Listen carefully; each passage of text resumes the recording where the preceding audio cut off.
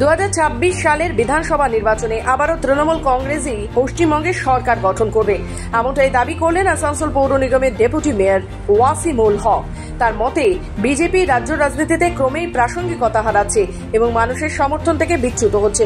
ওয়াসিমুল হক জানান, বিজেপিতে এখন ধস নেমেছে, রাজ্যে তারা মানুষের আস্থা হারিয়েছে। মুখ্যমন্ত্রী মমতা বন্দ্যোপাধ্যায়ের নেতৃত্বে যেভাবে উন্নয়ন হচ্ছে তাতে মানুষ আবারও তৃণমূলকেই সুযোগ দেবে। মুখ্যমন্ত্রী শুধুমাত্র কলকাতা বা শহর কেন্দ্রিক উন্নয়ন নয়, গোটা রাজ্য জুড়েই নানান প্রকল্পের মাধ্যমে মানুষের কাছে পৌঁছচ্ছেন। আসানসোল শহরেও সেই উন্নয়নের স্পষ্ট ছাপ রয়েছে বলে দাবি করেন ডেপুটি মেয়র। এখন আসানসোল নয়, সারা বাংলায় মা মাটি মানুষের সরকার যেমন চলছে, মমতা ব্যানার্জির নেতৃত্বে মানুষের এই সরকারের উপর ভরসা।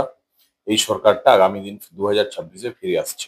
দেখুন, বাংলা যা ডেভেলপমেন্ট উন্নয়ন মাননীয় মুখ্যমন্ত্রী মমতা ব্যানার্জি করেছেন, সে তো ঘরে ঘরে পৌঁছে গেছে ডেভেলপমেন্টের উন্নয়নের কাজগুলো, বিভিন্ন স্কিমস। আজকে এই বাংলাতে যারাই এই সরকারের বিরোধিতা করছেন, যে কোনো রাজনৈতিক দলের সঙ্গে আছেন, কিন্তু লাভ সবাই পাচ্ছে। লক্ষ্মী ভান্ডার বলুন, যারা সিপিএম করছে, যারা কংগ্রেস করছে, যারা বিজেপি করছে, তারাও ঘরের মহিলারা লক্ষ্মী ভান্ডার পাচ্ছে।